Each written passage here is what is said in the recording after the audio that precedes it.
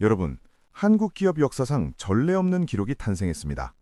삼성전자가 지난 4분기 분기 영업이익 20조 원이라는 놀라운 성적표를 받아들었는데요. 이는 대한민국 기업 중 최초의 기록이자 완벽한 왕의 귀환을 알리는 신호탄으로 해석됩니다.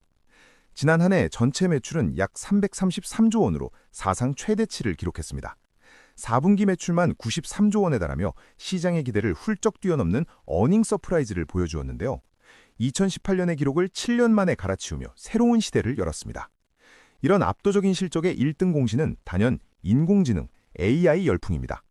AI 반도체의 핵심인 고대역 풍메모리, HBM 분야에서 삼성전자가 기술적 자신감을 완전히 회복했기 때문인데요. 폭발적인 수요에 힘입어 점유율을 빠르게 끌어올리고 있습니다. 전 세계적인 칩 품귀 현상도 삼성에게는 큰 기회가 되었습니다. 메모리 가격이 연일 고공행진을 이어가면서 수익성이 극대화되었는데요. 반도체 슈퍼사이클이 본격적인 궤도에 오르며 실적 상승의 견인차 역할을 톡톡히 해냈습니다. 그동안 아픈 손가락으로 불렸던 비메모리 분야의 반전도 눈부십니다. 반도체 위탁 생산인 파운드리와 설계 부문인 시스템 LSI가 대형 계약을 잇따라 따냈는데요. 글로벌 빅테크 기업들과의 협력이 강화되면서 체질 개선에 성공했습니다. 특히 북미 지역의 빅테크 기업들과 진행 중인 대규모 거래 협의가 주목받고 있습니다. 애플이나 테슬라의 뒤를 잇는 거물급 고객사들과의 협업이 가시화되고 있는데요. 이는 단순한 하청을 넘어선 전략적 파트너십으로 진화 중입니다. 중국 시장에서의 움직임도 심상치 않습니다. 완성차와 전장 기업을 중심으로 사업 영역을 공격적으로 넓혀가고 있는데요. 자율주행과 전기차 시대를 대비한 삼성의 포트폴리오가 글로벌 시장 전역에서 먹혀들고 있는 모습입니다. 재계에서는 삼성이 다시 한번 초격차의 저력을 복원했다고 평가합니다. 단순히 업황이 좋아진 덕분이 아니라 AI 시대를 주도할 수 있도록 사업 구조를 혁신한 결과라는 것이죠. 이제 삼성은 메모리와 비메모리 모두를 거느린 거인이 되었습니다. 금융투자업계는 올해 삼성전자가 100배 클럽에 가입할 것으로 내다봅니다. 매 분기 매출 100조 원, 연간 영업이익 100조 원 시대를 연다는 의미인데요. 일부에서는 연간 영업이익이 최대 150조 원에 달할 것이라는 파격적인 전망도 나옵니다. 만약 이 전망이 실현된다면 삼성전자의 연간 매출은 460조 원을 웃돌게 됩니다. 이는 대한민국 경제의 한 축을 넘어 글로벌 IT 생태계를 지배하는 압도적인 수치인데요. 메모리 부족 심화가 삼성의 독주 체제를 더욱 공고히 하고 있습니다. 결국 이번 실적 발표는 삼성이 AI 시대의 진정한 주인공임을 증명한 셈입니다. 기술력 논란을 잠재우고 비메모리 분야까지 리딩하기 시작한 삼성의 행보는 이제 시작일지도 모릅니다. 대한민국 경제의 엔진이 다시 뜨겁게 달궈지고 있습니다. 삼성이 그려갈 새로운 역사, 100배 클럽 달성은 과연 현실이 될까요? 글로벌 시장의 판도를 바꾸는 삼성전자의 초격차 전략을 우리 모두 주목해봐야겠습니다. 오늘 소식은 여기까지입니다. 시청해주셔서 감사합니다. 여러분, 요즘 주식창 열어보기 무섭다는 분들 많으시죠? 그런데 말이죠. 지금 여의도 증권가 분위기는 밖에서 보는 것과는 완전히 딴판입니다. 상장사 3곳 중 한 곳의 목표 주가가 일제히 상향되고 있거든요. 특히 내 주식은 언제 오르나 목 빠지게 기다리던 반도체 개미님들, 지금 눈 크게 뜨고 이번 영상 주목하셔야겠습니다. 최근 한 달 동안의 데이터를 보면요. 증권사 3곳 이상이 분석한 국내 상장사 280개 중에서 무려 100개 기업의 목표 주가가 올라갔습니다. 비율로 따지면 35.7%나 되는데 이게 왜 대단한 거냐고요? 작년 이맘때랑 비교해보면 답이 나옵니다.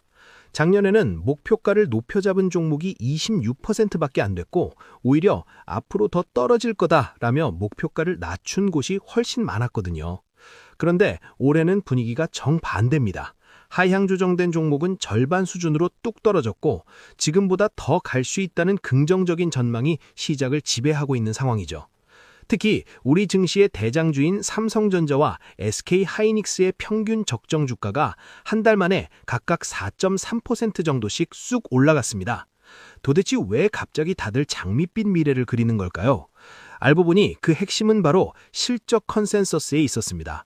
쉽게 말해 기업이 앞으로 벌어들일 돈의 예상치가 말도 안 되게 뛰고 있다는 거예요. 사실 작년 9월까지만 해도 전문가들은 삼성전자랑 SK하이닉스가 올해 한 40조 원 정도 벌겠지라고 예상했거든요. 그런데 뚜껑을 열어보니 이게 웬걸요? 지금은 예상 영업이익이 각각 90조 원과 80조 원을 돌파했습니다. 불과 몇 달 사이에 기대치가 2배 가까이 뛴 상황이죠. 메모리 반도체 슈퍼 사이클이 왔다, AI 투자가 폭발하고 있다는 말이 그냥 하는 소리가 아니었던 겁니다. 여기에 현대차나 HD 현대중공업 같은 굵직한 기업들까지 실적 잔치에 동참하면서 시장 전체의 체력이 생각보다 훨씬 튼튼하다는 게 확인되고 있는 거죠. 하지만 여기서 조심해야 할 포인트가 있습니다. 모든 종목이 다 오르는 건 아니거든요. 이번 상승 릴레이에서 철저히 소외되거나 오히려 매도 사인에 가까운 평가를 받은 곳들도 있습니다. 대표적으로 LG 에너지 솔루션과 한화 에어로스페이스는 목표 주가가 깎였습니다. 아무리 시장 분위기가 좋아도 당장 들어갈 비용이 많거나 실적이 주춤할 것 같으면 냉정하게 가위질을 당하는 거죠. 특히 업종별로 보면 차이가 더 극명합니다. 반도체는 17개 종목 중 절반 가까이 목표가가 올랐지만 미디어 업종은 상황이 심각합니다. 13개 종목 중 무려 61.5%가 목표 주가가 내려갔거든요. 방송이나 엔터 쪽은 수익 회복이 언제 될지 모르겠다는 보수적인 시각이 지배적입니다. 결국 지금 시장은 돈을 확실히 벌어오는 곳에만 돈이 쏠리는 아주 냉정한 차별화 장세가 펼쳐지고 있다는 뜻입니다. 결국 핵심은 이겁니다. 지금의 주가 상승 기대감은 막연한 희망 회로가 아니라 반도체와 인프라라는 확실한 실적에 기반하고 있다는 거죠. 내가 가진 종목이 단순히 분위기를 타고 있는지 아니면 진짜 실적이 뒷받침돼서 목표가가 오르고 있는지 냉정하게 따져볼 때입니다. 여러분이 보시기엔 이번 목표가 상향 딜레이가 진짜 상승장의 시작일까요? 아니면 일시적인 기대감일까요? 앞으로 어떤 일이 벌어질지 줍스에서 계속 지켜보겠습니다. 다음 영상에서 찾아뵙겠습니다. 감사합니다. 안녕하세요. 삼성증권이 초고액 자산가들의 투자 전망을 조사했습니다. 흥미로운 결과가 나왔습니다. 자산 30억 원 이상 고객 401명에게 올해 가장 유망한 투자처를 물었습니다. 54%가 한국을 선택했습니다. 미국은 33%에 그쳤습니다. 작년에는 미국이 48%, 한국이 41%로 미국이 앞섰습니다. 1년 만에 완전히 뒤집어진 겁니다. 부자들이 국내 증시에 베팅하기 시작했습니다. 코스피와 코스닥 중 어디가 더 오를지 물었더니 69%가 코스닥을 꼽았습니다. 중소형주 장세를 기대하는 겁니다. 구체적인 전망도 낙관적입니다. 코스닥이 1000포인트를 돌파할 것이라는 응답이 60%, 1100까지 간다는 응답도 18%나 됐습니다. 코스피는 4500에서 5000 사이를 예상한 응답이 31%로 가장 많았고 5000을 넘는다는 응답도 15%였습니다. 투자 비중도 달라졌습니다. 주식에 80% 이상 투자하겠다는 응답이 58%였습니다. 10명 중 6명입니다. 작년만 해도 국채나 회사채 같은 안정형 자산 선호가 높았는데 분위기가 확 바뀐 겁니다. 투자 방식도 주목할 만합니다. ETF나 ETN을 활용하겠다는 응답이 49%로 절반에 달했습니다. 개별 종목 직접 매수는 38%였습니다. 변동성이 큰 장에서 종목 선정 부담을 줄이면서도 시장 상승에 참여하겠다는 전략으로 읽힙니다. 유망업종 1위는 AI 반도체로 32%를 차지했습니다. 로봇이 18%로 2위, 제약바이오가 15%로 3위였습니다. 기술주 중심의 성장 기대가 뚜렷합니다. 단 한 종목만 산다면 어디를 고르겠느냐는 질문에는 삼성전자가 18%로 1위였습니다. 테슬라가 14%로 2위, SK하이닉스가 9%로 3위를 기록했습니다. 국민주 삼성전자가 초고액 자산가들의 선택도 받은 셈입니다. 삼성증권은 이번 결과에 대해 한국 시장의 밸류에이션 매력을 재평가하는 흐름이라고 분석했습니다. 물론 설문은 기대치일 뿐 실제 시장은 다르게 움직일 수 있습니다. 다만 자산가들의 시선이 미국에서 한국으로 옮겨왔다는 점은 주목할 만한 변화입니다. 지금까지 삼성증권 초고액 자산가 투자 전망 분석이었습니다. 마두로 대통령이 체포된 후 예상치 못한 곳에서 긴장감이 높아지고 있습니다. 바로 대만입니다. 중국 SNS에서는 이런 반응이 나왔어요. 미국이 한 것처럼 우리도 대만에 하자. 관련 게시물 조회수가 5억 뷰를 넘었습니다. 대만 국방부도 공식 입장을 냈어요. 베네수엘라 사태에 따라 중국 공격 가능성 대비해야 한다. 근데 이게 왜 한국 반도체 이야기가 될까요? 대만이 왜 중요한지부터 볼게요. 대만은 전 세계 반도체 파운드리의 60%를 담당합니다. 첨단 반도체로 좁히면 90%예요. TSMC 하나가 애플, 엔비디아, AMD 칩을 다 만들어요. 만약 대만 해협에 문제가 생기면 전 세계 반도체 공급망이 마비됩니다. 스마트폰, 자동차, AI 서버 다 멈춰요. 그래서 대만 리스크는 단순한 정치 문제가 아닙니다. 글로벌 경제 문제예요. 근데 한국도 문제가 있습니다. 삼성전자와 SK하이닉스, 중국에 공장이 있거든요. 삼성전자 시안 공장, 여기서 낸드 플랫이 37%를 생산합니다. 누적 투자금만 25억 8천 달러, 한화로 33조 원이에요. SK하이닉스는 더 심각해요. 우시 공장 D램 40%를 만들어요. 미국은 지금 중국 반도체를 압박하고 있잖아요. 그 사이에 낀 게 한국 기업들입니다. 설상가상으로 미국이 움직였습니다. 작년 12월 미국 정부가 VEU를 철회했어요. VEU가 뭐냐면요. 미국산 장비를 허가 없이 중국 공장에 들여올 수 있는 자격이에요. 이게 없어졌습니다. 다행히 연간 허가제로 바뀌어서 당장은 공장 돌릴 수 있어요. 근데 조건이 있습니다. 현상 유지만 가능해요. 생산 확대나 기술 업그레이드는 안 됩니다. 1년마다 허가 갱신해야 하고요.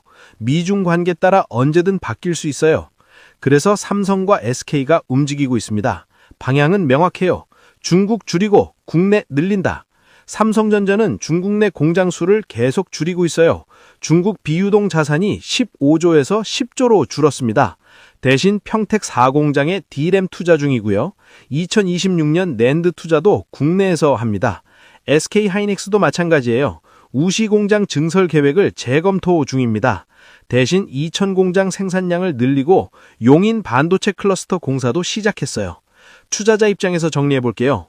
리스크는 분명히 있습니다. 중국 공장 운영 불확실성, 대만 리스크까지. 근데 반대로 보면요. 중국 내 생산 확대가 막히면 글로벌 공급이 타이트해집니다. 메모리 가격 상승 요인이 될 수 있어요. 그리고 대만에 문제 생기면 삼성 파운드리가 반사이익 볼 가능성도 있습니다. 물론 그건 위기 속의 기회예요. 공급망 전체가 흔들리는 상황이니까요. 정리하면 이렇습니다. 마두로 체포 이후 대만 리스크가 부각됐고 한국 반도체는 이중고에 놓였습니다. 삼성과 SK는 중국에서 빠지고 있어요. 국내 투자를 늘리는 방향으로요. 반도체 공급망 재편, 이제 시작입니다. 줍스에서 계속 지켜보겠습니다. 그럼 다음 영상에서 또 만나요. CES 2026 현장에서 AI 반도체 전쟁이 본격화됐습니다. 엔비디아 젠슨 황 CEO가 자율주행 AI와 차세대 슈퍼칩을 동시에 공개하며 시장 장악 의지를 드러냈는데요. 경쟁사들도 즉각 반격에 나섰습니다. 젠슨 황이 가장 먼저 꺼낸 카드는 자율주행 AI 모델 알파 마요였습니다. 기존 자율주행과 완전히 다른 방식인데요. 웨이모나 테슬라가 반복 학습에 의존한다면 알파마요는 단계별 사고와 추론으로 돌발 상황에 대응합니다. 예를 들어 공이 도로로 굴러오면 아이가 따라올 가능성을 추론해 멈추는 식이죠. 황 CEO는 이를 피지컬 AI의 챗 GPT 시대라고 표현했습니다. 올봄 메르세데스 벤츠에 먼저 탑재되고 3년 뒤엔 전 세계 레벨 4 자율주행이 가능해진다는 구상입니다. 자율주행 발표 직후 황 CEO는 차세대 슈퍼칩 베라 루빈을 깜짝 공개했습니다. CPU 베라 36개와 GPU 루빈 102개로 구성된 괴물급 칩인데요. 블랙웰 대비 추론 성능은 5배, 비용은 10분의 1로 떨어뜨렸습니다. 더 놀라운 건 냉각 방식입니다. 45도 뜨거운 물로도 냉각이 가능하도록 설계됐는데요. 데이터 센터 전력난이 최대 난제로 떠오른 상황에서 엔비디아가 해법까지 제시한 셈입니다. 하지만 엔비디아의 독주를 두고 볼 경쟁사들은 아니었습니다. AMD 리사술 CEO가 같은 날 맞불 행사를 열었는데요. 차세대 AI 가속기 헬리오스를 들고 나왔습니다. 헬리오스는 차세대 GPU MI45510 2개와 CPU 베니스 18개로 구성됐습니다. 리사수는 무게가 3.2톤에 달한다며 베라 루빈보다 거대하다는 점을 강조했는데요. 세계 최고 AI 렉, 단순한 서버가 아닌 괴물이라고 자신했습니다. AMD는 여기서 멈추지 않았습니다. AI PC 칩 라이젠 400 시리즈와 개발자용 미니 PC까지 쏟아냈는데요. 자동차와 산업용 기기를 위한 임베디드 칩도 공개하며 전방위 공세에 나섰습니다. 흥미로운 건 리사수가 오픈 AI 창업자 블루 오리진 부사장과 무대를 함께했다는 점입니다. 젠슨 황의 10시간 30분 동무대와 대조적으로 연대를 과시하며 생태계 확장을 강조했죠. 반도체 전쟁은 메모리 진영으로도 번졌습니다. SK 하이닉스가 세계 최초로 16단 HBM4 실물을 공개했는데요. 기존 12단 대비 용량과 속도를 크게 높인 제품입니다. 엔비디아의 깐부답게 최신 GPU 모듈과 함께 전시했습니다. 삼성전자는 조용히 실리를 챙기는 전략을 택했습니다. 공개 전시보다는 비공개 부스에서 턴키 솔루션 마케팅에 집중했는데요. 파운드리와 메모리 패키징을 한 번에 제공하며 엔비디아와 AMD를 공략하고 있습니다. 퀄컴도 가세했습니다. 차세대 PC 플랫폼 스냅드래곤 X2 플러스를 공개하며 AI PC 시장 확대에 나섰는데요. 성능은 35% 높이고 전력은 43% 줄인 효율형 칩입니다. 이번 CES가 보여준 건 명확합니다. AI 반도체 전쟁은 단순한 칩 성능 싸움이 아니라 생태계 전쟁으로 진화했다는 점입니다. 엔비디아는 초격차 기술로, AMD는 연대로, 한국 기업들은 턴키 전략으로 맞서고 있습니다. 주목할 점은 모두가 효율을 강조했다는 겁니다. 성능만큼이나 전력 소비와 냉각이 중요해진 시대죠. 베라 루빈의 순행식 냉각이나 퀄컴의 저전력 설계가 바로 이런 흐름을 반영합니다. 앞으로 3년이 승부처가 될 것으로 보입니다. 엔비디아가 약속한 2028년 레벨4 자율주행, AMD의 생태계 확장, 한국 메모리 기업들의 차세대 HBM 양산이 모두 이 시기슈 맞물리기 때문입니다. CES 2026은 AI 반도체 전쟁의 서막에 불과했습니다. 기술 격차를 벌리려는 선두와 추격하는 추격자들의 경쟁이 우리 일상을 어떻게 바꿀지 앞으로가 더 흥미진진해 보입니다. 줍스였습니다. 감사합니다. AI 반도체 황제 젠슨 황. 이 남자가 이번엔 자동차를 삼키려 합니다. CES 2026. 젠슨 황이 무대에서 터뜨린 한마디. 엔비디아와 벤츠가 만든 자율주행차가 올해 도로를 달린다. 미국은 1분기, 유럽은 2분기, 아시아는 하반기 출시. 엔비디아 기술이 양산차에 들어가는 건 이번이 처음입니다. 근데 자율주행이면 테슬라도 하고 웨이모도 있잖아요. 뭐가 다르냐? 기존 방식은 규칙 기반입니다. 수백만 킬로미터를 달리면서 상황별 대응을 외우는 거예요. 문제는 처음 보는 상황에서 막힌다는 겁니다. 테슬라 FSD 사고 대부분이 이런 케이스죠. 엔비디아의 알파마요는 다릅니다. 사람처럼 추론을 합니다. 도로에 공이 굴러오면 아이가 따라올 수 있다고 판단하고 멈춥니다. 젠슨 왕은 이걸 피지컬 AI의 챗 GPT라고 불렀어요. 투자자 관점에서 진짜 중요한 건 이겁니다.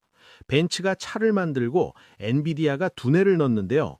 소프트웨어 구독 수익을 50대 50으로 나눕니다. 차 팔고 끝이 아니라 매달 돈이 들어오는 구조예요. 자율주행차 시장 규모가 2030년엔 수천조 원까지 커진다는 전망이 있는데요. 엔비디아는 반도체만 파는 게 아니라 이 시장에서 플랫폼 수수료를 가져가겠다는 겁니다. AI 칩 팔아서 번 돈에 자율주행 구독료까지 더해지는 거죠. 실제로 시장은 반응했습니다. CES 당일 S&P 500과 다우 지수가 사상 최고치를 찍었고요. 마이크론은 하루 만에 10% 급등했습니다. 젠슨 왕이 우리가 HBM4의 유일한 고객이라고 말한 직후예요. 엔비디아가 움직이면 반도체 공급망 전체가 들썩입니다. 정리하면 이렇습니다. 젠슨 왕은 그래픽카드에서 시작해서 AI 반도체를 독점했고 로봇 플랫폼 코스모스를 냈고 이젠 자율주행입니다. 하드웨어를 파는 게 아니라 생태계를 장악하는 방식이에요. 그 안에서 개발자들이 움직이고 완성차 업체들이 줄을 서고 수익이 계속 쌓이는 구조. 자율주행 시장마저 엔비디아 천하가 될까요? 앞으로 어떤 일이 벌어질지 줍스에서 계속 지켜보겠습니다. 다음 영상에서 찾아뵙겠습니다. 감사합니다.